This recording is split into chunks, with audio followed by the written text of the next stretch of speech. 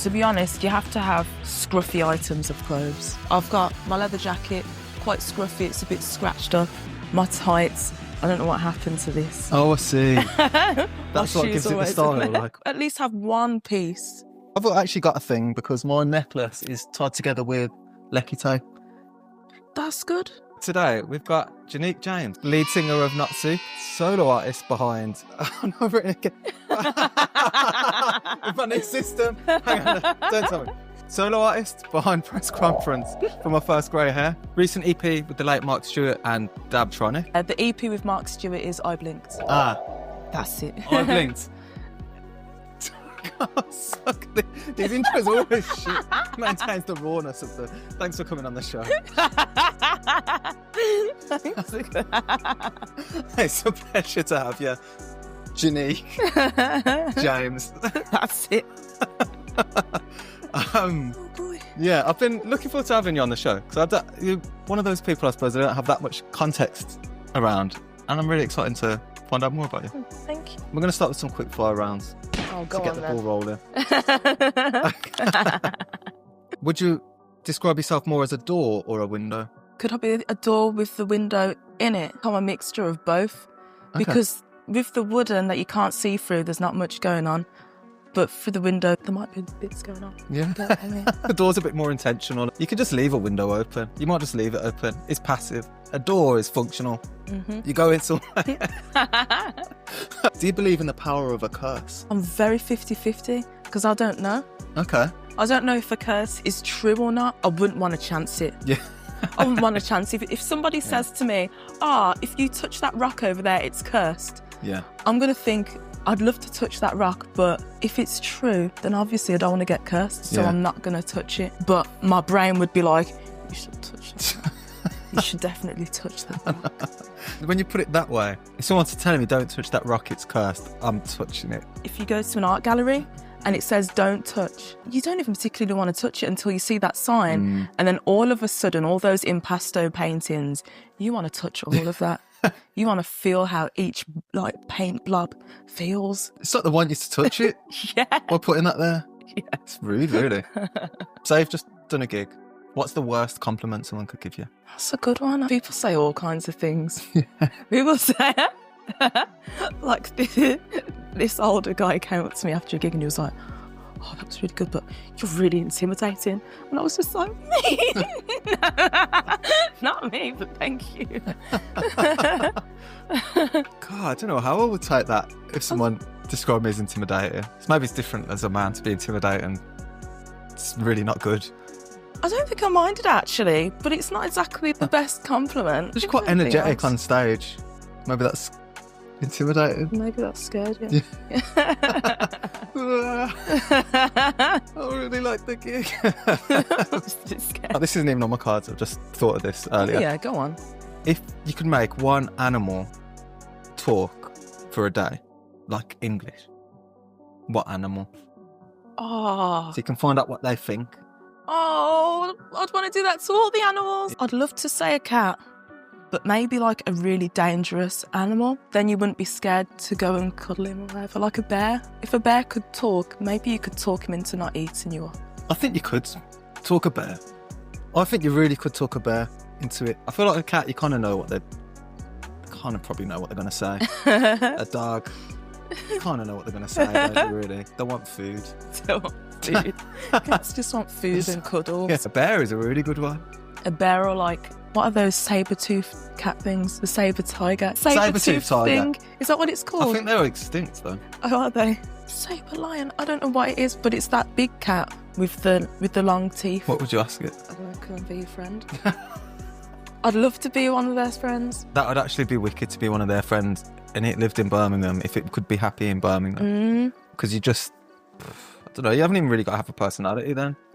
You're just the guy with the cat. That's the thing. Extra protection as well, man. Exactly. People are going to be terrified. No one's even going to look at you in the streets, man. Exactly. Beautiful. So if you can master one sport, you can't compete, but you can master a sport in an instant. Which sport? Maybe just football, so I could give my unsolicited opinion and just really annoy people. I'd be like, all you needed to do was this, I'll show you. I didn't even like football, and I know how to do it properly. Do you know what? That would be I would really like good. so smug and annoying with it. That would be really good. Yeah, that's such a good answer. I'll probably go MMA. Standard just MMA. Oh. So I can just beat people up. Oh, yeah. Not so I've got the One option. spin kick to the jaw. Exactly. That'd be so funny. Scare people. I'd use it for evil. That's even better. Yeah. And at least expect it Make as well, people man. just nervous when I'm around. Oh, shit, this guy's always fucking... Kill the vibe in any room. Oh, God, I bet he's going to do a roundhouse kick. He's going to start roundhouse kicking things again. I was going to invite Abel, but I can't even afford a new coffee table. You ready for the deep dive? Oh, gosh, go on then. My new system is not great. I've got a new system on my cards. Let's talk about your solo stuff. How did Press Conference for My First Grey Hair, what did the title of that unlock for you creatively? It was a verse that I'd had for ages, because I'm always writing. Any little line or any little concept I have, it will go straight into my phone. And I'd been sitting on it. I'd wrote a riff and I was like, I'm sure I've got lyrics for this somewhere. So I just went through it all, found it, and it fit perfectly. But that was actually inspired by my actual first grey hair, and I was so proud of it. And literally by the time I'd written and recorded the EP, it'd fallen out. I don't have any more grey hairs. I was kind of looking at you. You've got a lot of hair, but I was like... There's no grey in this. What's the difference in energy between Not Soup Jane and Not Soup Jane? Well, because I'm just with my guitar, I can't really do much. With Not Soup, I can dance around the stage. Give me a big enough stage and I'll run across it and everything. But when I'm just solo, it's just me and my guitar. I have to just... Stay still. Yeah. Make sure that I'm singing into the microphone.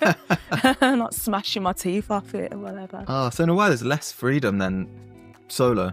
Yeah. I suppose all the expression is just in my vocals anyway. Yeah.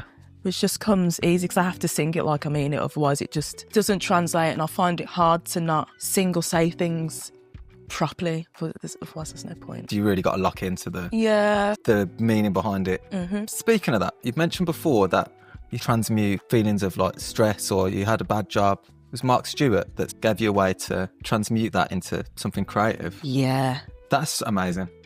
He more or less inspired me to like keep on going with my job, but use it to influence my music, which is what I was doing anyway. But when it just coming from somebody that I respected creatively and musically, I was just like, he's onto something. He's not just saying it for the fun of it. It all makes sense. What was the job? Oh, gosh. I used to work doing administration, data entry, lots of paperwork, submitting funding for wall and roof and floor insulation and windows and things. I thought you said war at first. I was like... It felt like war in the office. God. You were doing that and it just sucked. It was just dreadful. I've been in jobs where I've done like, it's called like the eco-funding. I've been doing the earlier grants at 2 other places. Those places were good. Those were fine. They looked after me. Great experience. That's why I felt inclined to do it all again. And it was just the worst decision. I was working long hours. The installers, they'd go out and take pictures of what they've done. Sometimes these pictures weren't very good. And then what they would make the workers do, the workers that were doing like the administration, I'm not referring to myself, but they would make people take pictures from other jobs and put them into another job and submit the funding, do all kinds of things like that. And then when the customers had botched jobs, could you get through to the office? And that's just stressful in itself. And then everybody was like trying to diet and starve themselves in the office. Oh my God. A group of men. And I just thought... I didn't expect that. I was just like, this is making me really unwell, actually. Yeah, I don't think I could do this. I got sacked from that job anyway. I was loving that. Yeah. I was like, do you know what? I'm not even going to question it. Thank you. Lay me to rest. I'm cool. Freedom. Yeah. Yeah. And that was company-sponsored, company something Company branded phlegm. Let me act like I got that right the first time. So that's where company branded phlegm came out. The thing is, every time I do that, I just leave it in anywhere. I'll put it off. Were you writing the song while you were there, or was it after? Yeah, it was inspired a lot by the journeys going there. I'd usually get a taxi. Through town, there's loads of places that were like being redeveloped, gentrified, whatever, and it stunk. Right. It smelled so bad every morning. Right. So that kind of inspired some of the lyrics in there. It's so emotive, a lot of your music. Is it always something that you felt that you've transformed into a song, or? Yeah, or what I'd do is I'd think of a feeling and try and match it to like an image. Huh. If you get what I mean. Like, is that a metaphor? There's a metaphor in it. Might be. I don't know. Those ones. I think that's what it is. I don't know what it is. Maybe, yeah. That's so right. Okay, so here's the trajectory here. So it's going feeling, image, to a sound. That's so into lyrics. Yeah, I just noodle around until I find like a riff that I really like. If some of the notes sound like it shouldn't be in there, I'm like, yeah, this is the best. That's how you do it. No. It sounds like I'm playing a wrong note there. Keep that in. Yeah. God, it's interesting, man. What about when things are just going fine then? Then how do you... Then it's not going fine. Quite often with creativity, I'm like, okay, when I'm pissed off or like frustrated, I mean, I suppose as being a man, you're allowed to be pissed off, or what's the other one? That's it. That's the only expression. You're only allowed to be pissed off. I find it easy to create because it's like to create things under pressure. Yeah. But then if everything's just going fine, I'm like, I've got nothing to transmute in a way. I feel like right now things are going fine for me. It's just that I wish I got paid a bit more at work. Yeah. I wish I got paid. I need to turn it into a feeling and then an image first, don't you? So the image, is that in your mind's eye? Could you give a sort of example? Or let me think about that one. I think with company branded phlegm, the verse about temporary lights stopped me so I could inhale the stench, because that was happening all the time in town. It's pretty literal. And it's like being stopped in your tracks just to feel something that you don't particularly want to feel, but you don't have any choice. And that's how work felt, really. Is there a part of your personality that shows up in your music that might not be obvious? So there's a slight attitude in my music with Not Soup, whereas I feel like I sometimes do have an attitude, or I could have an attitude, but I think, one, what's this going to serve? Two, is it going to make me feel good, and is it going to make other people feel good? And three, why don't you just like not have an attitude and just let things happen and just have an easy life? Which is what I do, and it's cool, man. I don't really have many problems. I just let things slide. You let some of that edge out in the Not Soup. Maybe I'm a little bit passive aggressive when I'm PMSing or on my period. Right. Yeah, so right now I'm PMSing and I'm surprised. I've behaved myself, haven't I? Yeah. I'm all right. I'm now like re-watching every interaction we've had up until now. I'm like, oh my God. I could pop off any moment. I'll be like, Abel, why did you let your aloe vera plant die? Is that what that is? I don't even know what this plant was, man. It might be salvageable. Forgot it was there. I'm very self-deprecating. In your music? Yeah. And not, yeah, because you're not like that at all. I pick my moments, because sometimes I've learnt the hard way of where you can say something self-deprecating and people are like, it's okay if you need to talk, I'm always here.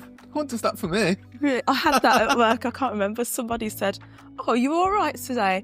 And I was just like, not really. I woke up this morning. And he's like, oh, it's okay, don't say things like that. And I'm just like, flipping heck, it's 8:30 and we're both in the office. Yeah, I see what you mean, yeah. Sometimes if you're too honest, people are like, how are you? And you actually say how you are. You're breaking a sort of social contract. People don't like it, especially if you joke about it and they don't get it to joke. Yeah. I could imagine you being quite dry, actually, if you were to be self-deprecating. People just agree with me. Yeah, you are a piece of shit. Oh, yeah. No. Another one. Question. Go on, then. Was he like you're the front man of the band, front woman? Is it? Do you say front woman or front man? Is it front man for both? It's front row. Oh, you do? Yeah, okay. I'll take anything. Lead singer. How do you handle sort of the centre of attention without it messing with like your identity or like how you see yourself? Ironically, I don't like being centre of the attention at all. What I do is I prepare myself before gigs where I just like to just be left alone. If it's just me and my band, that's cool. We just sit down, chill. I won't take any calls because sometimes they can just like pollute my headspace. I just like to be on my own, and then I just go on stage, do my thing, and have 3 shots, and then talk to people. 3 shots after the gig? Yeah, 2 or 3 shots. Sounds bigger and a cigarette. I'm all right. Oh, so you sort of clear your head before the thing starts? Yeah. Can't drink or anything before a gig. Yeah. I just have to just raw dog it and just go on stage, do my thing. It's difficult because I feel like I'm a recovering shy person or somebody that's shy on the inside, but I've learned not to present shy. I've learned how I've mastered it now. Yeah.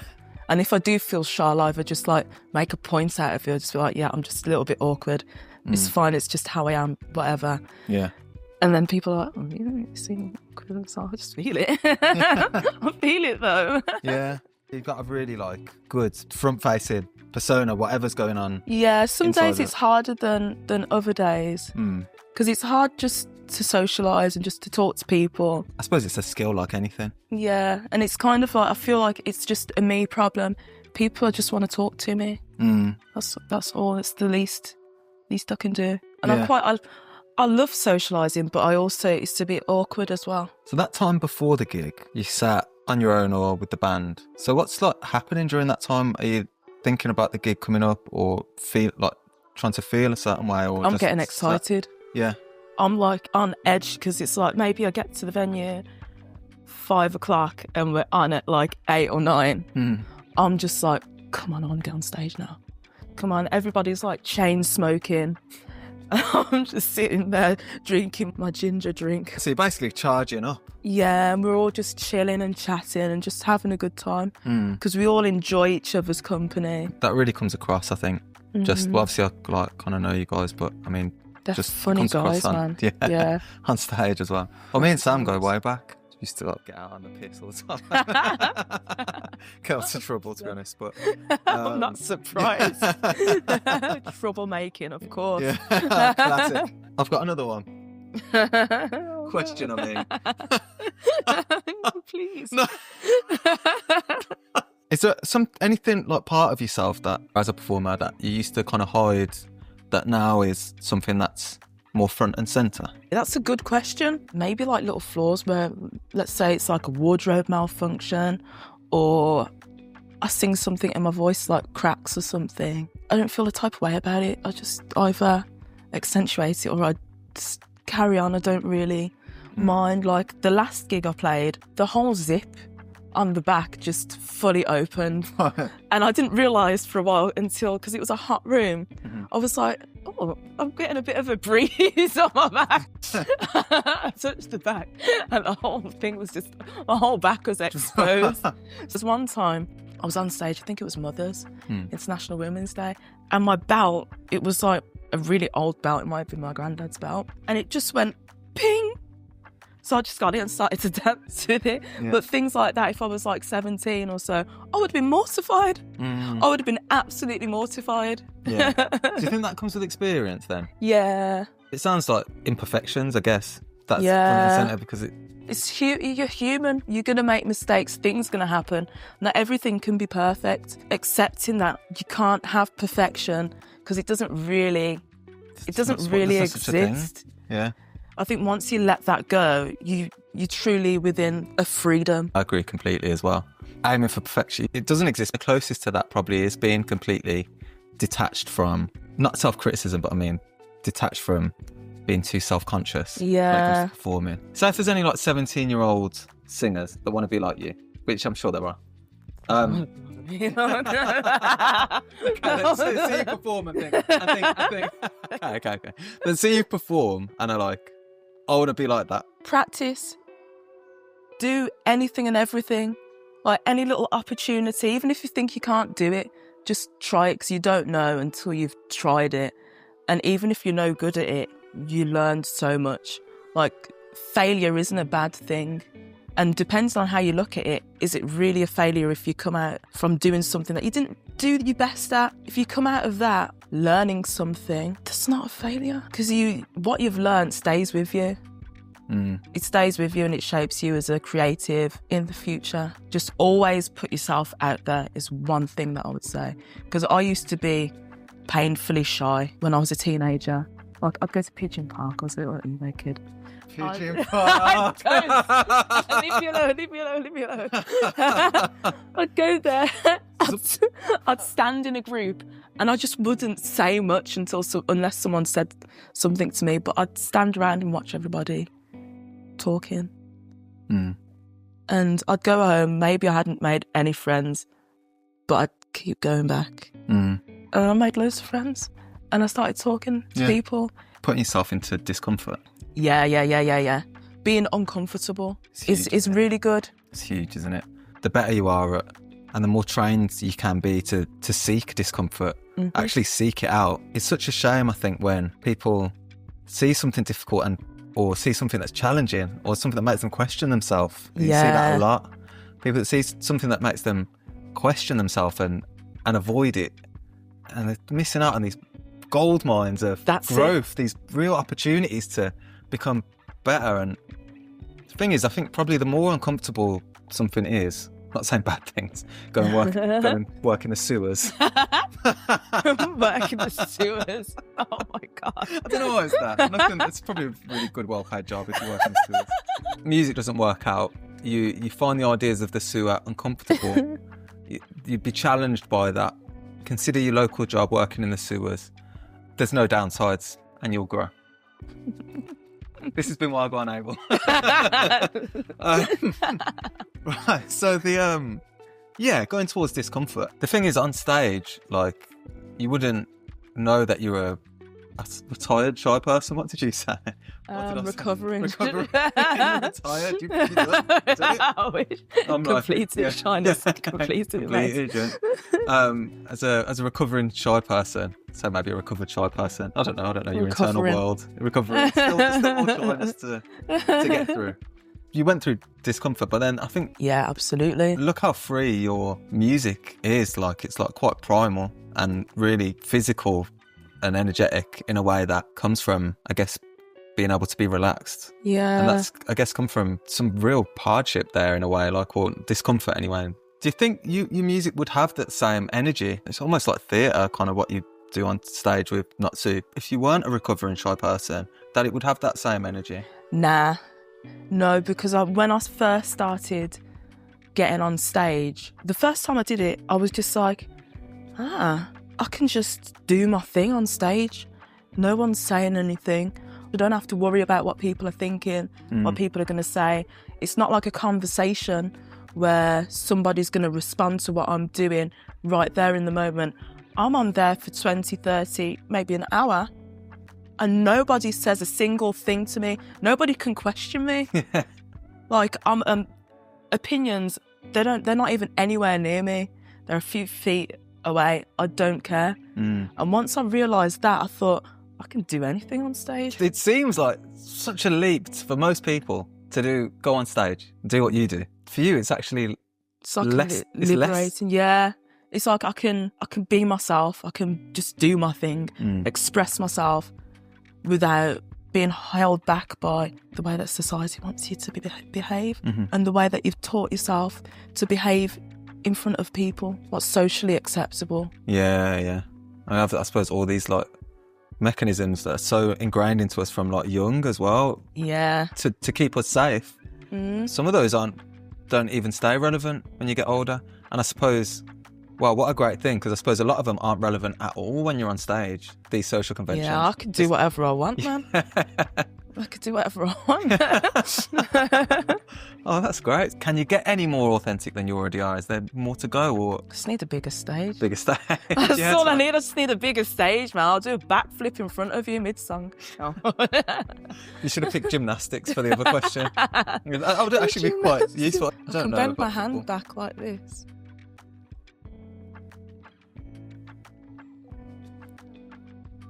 I don't know about gymnastics though. Maybe I would Can you do any be. other stuff like that?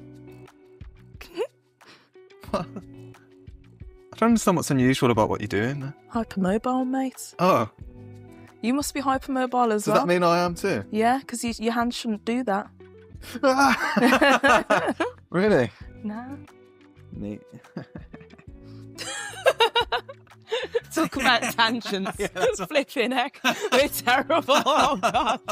A segment called Abel Wagwan. You get to basically be the interviewer. Oh, no. You can't do this to me. You're the interviewer now. Oh, no. This is my show and I'm the interviewer now. I've got a really good question. What is your favourite texture? Oh, okay, that's a good question. Because you really like textures of things. Absolutely. Sorry to answer your question with a question. What do you think of the sofa? It's all right, you know. Scale of 1 to 10. I would give it a 7. That's good. I'd give it a 7. When I play guitar, I've got like the calluses and stuff. Right. So it feels, it's a weird vibration kind of when you're over like a rippled surface. Yeah. And also my cats would love this. They'd mash this up. I actually don't like cats. Why I not? didn't want to tell you. But you brought it up too many times now where I have to... This has been Wagwan Abel. It's actually your own show. It's like, It's my show. Oh, no, I actually don't like cats. I one bit me when I was a kid. Oh, Yeah. really? This feral cat. Well, what was you doing with the feral cat? I was like little, like I don't know how little, but I've got a lot of funny little Abel stories when I was a kid, but this was one of them because I was quite a chaotic little brood, to be honest. I was good, but I was chaotic. This cat's outside. It's always fighting the other cats. It's like a bully. Oh. And it's this feral cat. It's huge. It's fucking big Oh, he cat. sounds like an unneutered tomcat to me. Yeah, he's going around. He's fighting every other cat in our garden. Once I've gone out, he's just had a fight with another cat. They're like... Yeah, doing that thing. Yeah, that thing. The other one's ran off. And then that one's like starts doing it at me. But I was just like, sweet, it's a cat. That's cats were our friend. Oh, no. So I started stroking the cat like backwards.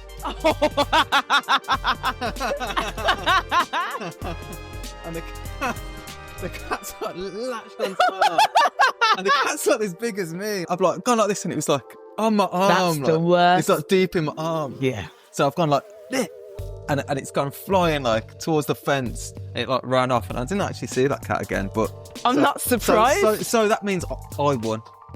Because the cat didn't come back and I didn't move out. I'm also allergic to him. I feel like on some level that cat biting me made me allergic. Oh, it's like Spider-Man, but like reverse. I felt the teeth in my arm, Oh, yeah. deep in my arm. I'd never felt such a thing. And it's so sharp It and... like touched the bone. I felt like it Touch the bone. like the teeth touched it. I went to the doctors. I remember there was like blood coming out of it. It was like Oh, no. I was really crying. You So- can relate. So I still don't like her. No, to be honest, actually, individually, fine. Do you know But I what? just don't really like the concept. I think I might have one cat that you might be okay with, but she's the most likely to bite or scratch you. Oh, well then I But don't she's- think I would like it then. She won't make you sneeze though. Okay. She won't make you sneeze, I don't think. I think the grey ones are hypoallergenic. Okay. Next Something guest. to do with their dander. And she Ah. smells like cheesy puffs. It's so cute. Your don't think face, I've- you're like, no. It's already like low on points just for being a cat. Oh my gosh. Just for being a cat. Then you're adding it's going to scratch and bite. You know, I think you might like this cat. Firstly, it's a cat. Second, it might bite or scratch you. She's only Third, a it baby. smells like cheesy puffs. She's only a baby though. If I ever was somewhere where like having rat problems, I would get a Maine Coon. Oh, do you know what? The first cat we had, Cleo, rest in peace. We got her so that she could get the mice. We lived in Borsley Green for like Borsley about a decade. Yeah. So we got Cleo, and Cleo wasn't interested in any mouse. Oh. She was just watching it. I remember my mum closed the kitchen door and let Cleo stay in there with the mouse for the night. And Cleo didn't care. Oh, that's... She didn't care at all. Oh, I think I'd be able to spot a cat that was good at catching mice and rats, because I think you can tell by the look on their face. But I think Maine Coon will just kill any animal. Oh, yeah. It's going to terrorise the neighbourhood. They should be let out, but I would get one. Not really, because they just kill everything inside, don't they? They're too powerful. But I would get... so cute. Yeah, I'd get one Big of those. and cuddly. Oh, yeah. Yeah, I'd get one of those. I think it was to get one. The scratches would be crazy. The play fights. I wouldn't fight with my cat.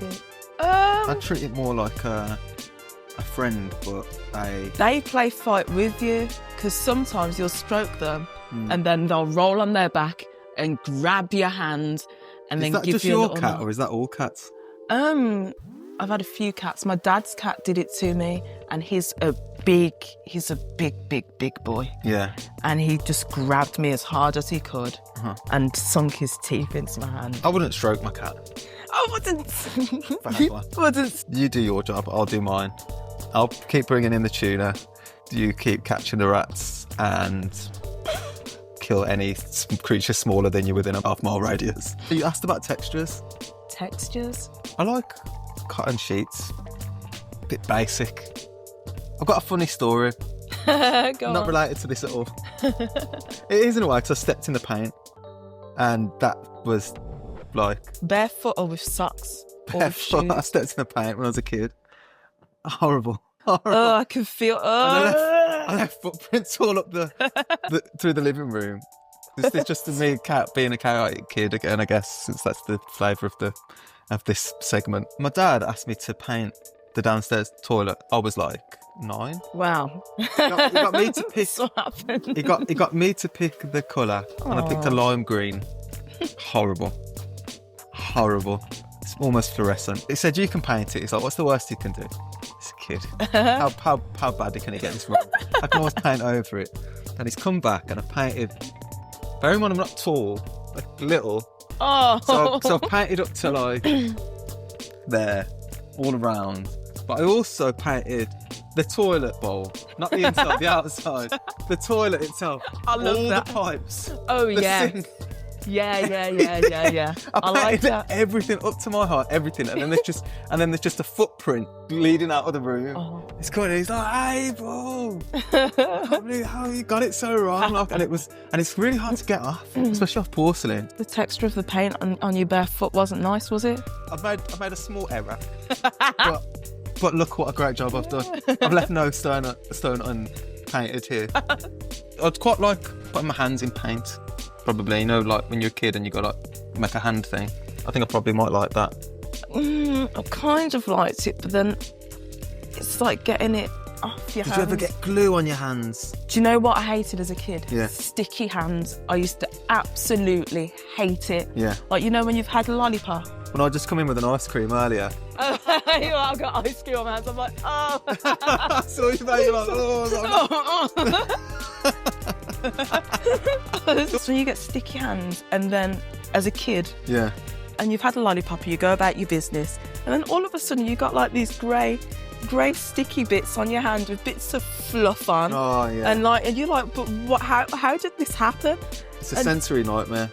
That's the thing. I remember having that as a kid and just thinking, this isn't the hell, man.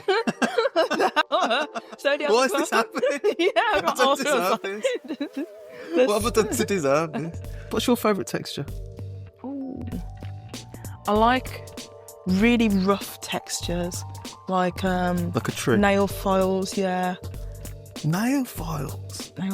And it's nice. It feels crunchy as well. Yeah, that's sometimes nice. I look at an emery board and think I'd love to just go and just bite it. Yeah. Because of that little crunchy. Yeah. Do you know what I mean? I love the sound of like a certain type bite and certain things, like a crunch. The textures do I like really smooth, soft textures, like velvet. Possibly one of my favourites. Little chains and things, and they make quite a nice noise, like. Yeah. I quite like textures, I guess, if it goes along with the sound. I like the combo. Yeah. I like textures that kind of make me feel a bit uncomfortable as well sometimes, where I'm deciding whether I like it or not. Yeah. I like that. I was going to be like, get a texture and then say something that would make someone uncomfortable, and then my mind went blank. I know what would really make me uncomfortable. What? Is just the thought of when you've got grass and it's been raining and it goes muddy and squelchy. Don't like. I can feel it in my stomach. I don't like it at all. It's so bad. It's so, I can't No even... wonder you don't do festivals. It's really, really bad. And you just step on it and there's movement underneath your feet. It's, no, man. With wellies, even? Even worse, just What? anything. And then the floor Wellies sliding underneath you. No. Really? It's so That's not bad. satisfying? No. I find it so satisfying. It It's makes like, my I'm stomach- protected. Nah. I can walk through. Really? It makes my stomach turn. Even the thought of it Yeah. makes me feel absolutely sick. Wow. I'd rather walk around a long way to avoid a muddy path. Don't like it. Not even with a wellie. Nah. That's crazy. Wellies give you blisters on your foot. You're going to get bunions, man. No, they don't. Do they? It's never give me blisters. Oh, let them. This is the end of your show now. Thanks, back. I'm the guest Oh, thanks. for coming. Oh, you're welcome. This has been my show. I'll put a transition in there. Next segment. You had to be there. I've just got one more question before that. Oh, yeah, go on then. actually. Festivals? You don't go to festivals. Is that purely welly related? Because it sounds like it'd be a hard thing to go to if you don't like standing in mud. I don't like mud at all. I don't like mud, and I also don't like being cold. And when you're in this country, how are you going to guarantee It's going to be a war. that you're not going to have like a nice big coat on or a cardigan? Can you get some cool... I don't want to be waterproof? cold. No, I don't like waterproof clothes. No. It don't look nice. I've got about 3 waterproof raincoats. Mm-hmm. One's like see-through, and that I brought that specifically when we played Shambhala, Yeah. because I was just like, I can't get myself soaked. Yeah. And being like early 60s dress I was wearing, it was quite long. I thought, I've got to protect myself. I like festivals abroad, so I used to, when I had the money to go to festivals abroad, I'd go to like Spain or somewhere. Anywhere in Spain. Yeah. And What's the usually festivals like there? love it. Love the sun. It's just beating down on you. I think there was only one time I went and it was raining. I think it was like Pet Shop Boys or something. And it was just like pissing it down. And then the next day got cancelled because of the rains. I can't remember who was playing. Maybe it was Blur. Did you just stay in your tent or were you in a tent? No. Of course I wasn't camping. What was I thinking? I don't even know why I said that. I had a hotel. I don't even know why I said that. Obviously you weren't in a tent. No, Of course you weren't. Next segment is called You Had to Be There.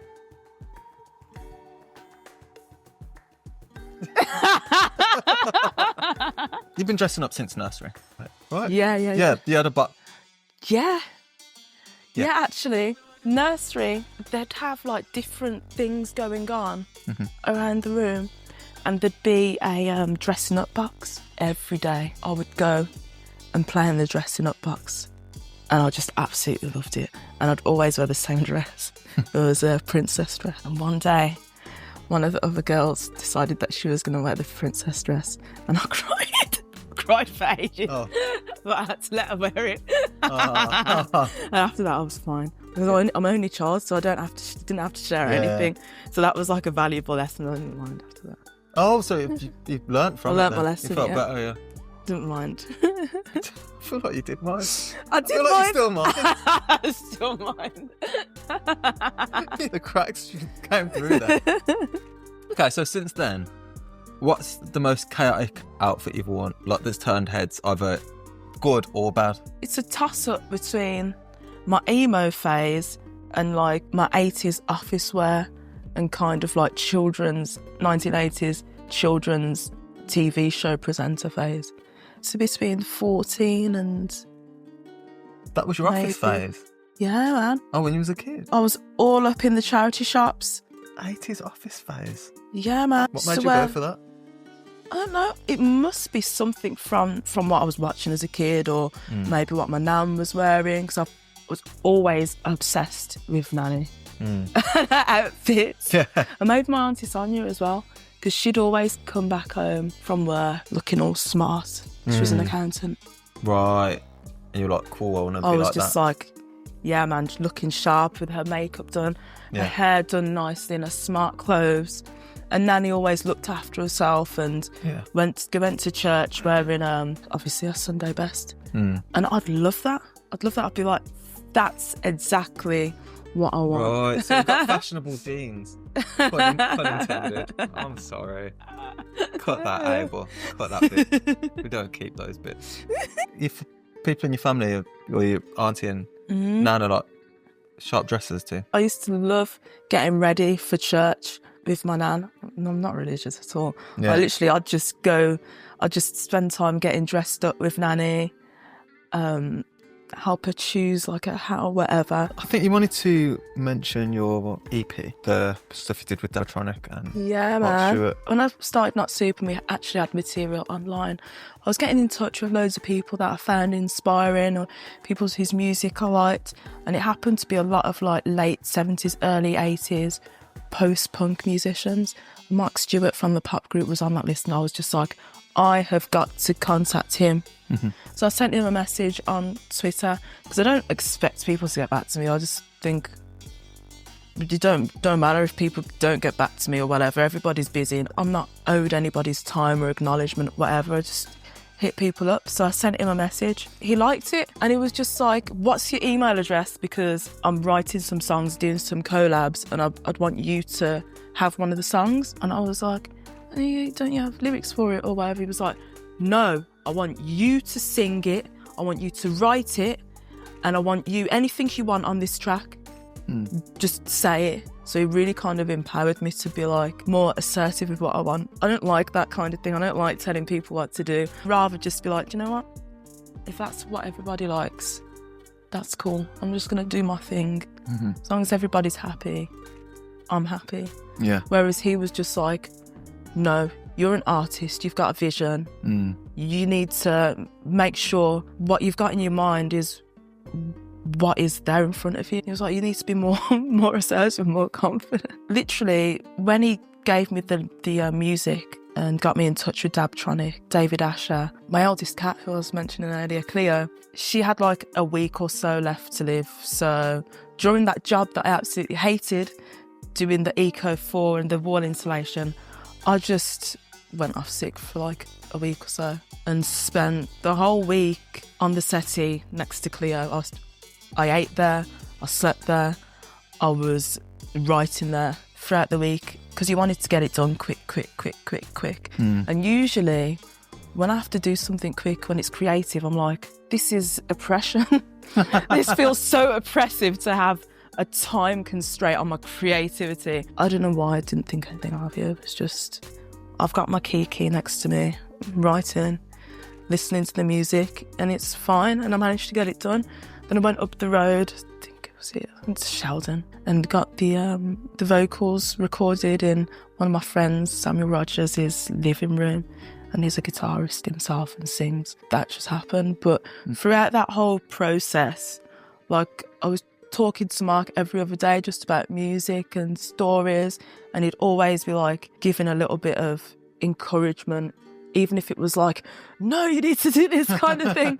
He's kind of like, about it. Was just the passion and the nurturing kind of thing. Yeah. You know, you can see something in somebody and you want them to do good. Yeah. He had that, and I was just like, that's really sweet.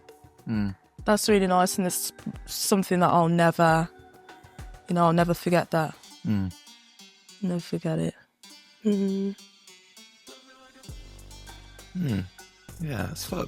Really powerful stuff. Do you still take that feeling with you in the music that you make now, being more assertive and that sort of drive that he had to make you be more you? Because I didn't even get the chance to meet him. I was going to meet him at a Peruvu gig, but he passed away like maybe a month or so before the gig, so it didn't happen. But we were just like, it was remote. Amazing what the difference it can make, someone who can see you, what you can do, like on the inside, especially as a recovering shy person, to be able to get that out of you. I guess maybe it does require a bit of force. Yeah, it takes a lot. Step into your full form. Yeah, Last person was like chosen. anime, like we're talking about anime. Step into my truth. Thank you, Sensei. Oh. You helped me grow into my Oh. into my true form. You believed in me. Yeah, man. That's exactly it.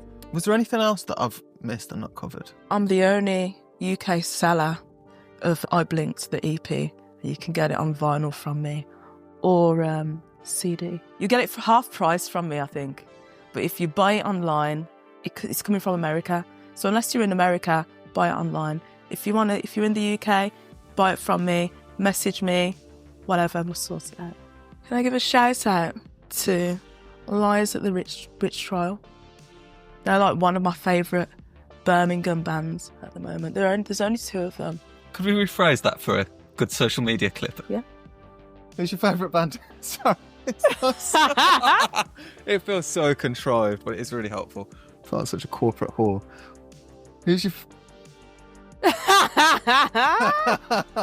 Who's your favourite band at the moment? Anyone's to watch? Liars at the Witch Trial. Fabulous 2-piece from Birmingham. If you like rock, bluesy, with hints of like post-punk, little bits of metal in there, quite heavy. Like Kate, this lead singer and guitarist, madness on guitar. Really, really, really, really good. Really good. I wouldn't be able to sing or play what she plays on guitar together. And just for them to create such a big sound with just 2 of them, guitar and drums, not easy to do. Well, I'll definitely check them out because it's funny. It was on. I'm sure you saw the clip. I had Johnny on the couch. Yeah. Oh, and he bless said him. I was saying best band in Brum, and he said you guys. Aww. Now you're on the show, so maybe is it Kate? Mm. Maybe that'll be my next musician. Absolutely. Maybe that's how I do it. I just do it.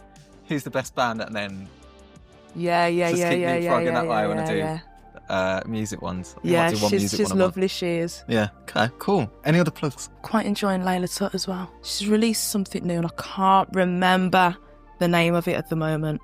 But definitely check her out. Okay. And she's an artist as well. Sweet. And maybe on the show next, whoever it will be. What I've got is my debut EP, press conference for my first grey hair, which is free on Bandcamp, but I'm accepting donations, but you can have it for free if you don't want to donate. Just enjoy it. And if you don't enjoy it, let me know and tell me what you didn't enjoy, because that would be really interesting. Not Soup have a EP as well. Tuna Lemonade. Sick. Tuna lemonade. That wouldn't be very nice. What we were going to do for EP art is actually make a tuna lemonade, but I didn't want to handle like dead fish. It's not like you can eat it. You could dry it out. I don't That would know. be horrible. We could make that and just say like, if you have a sip of this, you get every gig for the rest of your life for free. I think people would drink that just so they didn't have to see us. Another 12-hour long song now, just pass it out. Just give it a chill. Guzzle that. Put some bleach in there. Yeah. I'll be drinking them on for bleach, don't worry about that. Are you alright? Well, I still haven't got any sign off, but if you want to support the show, then the link will be at the bottom. See you next Thursday. I love you. See ya. Love you too much. That's the end of the show.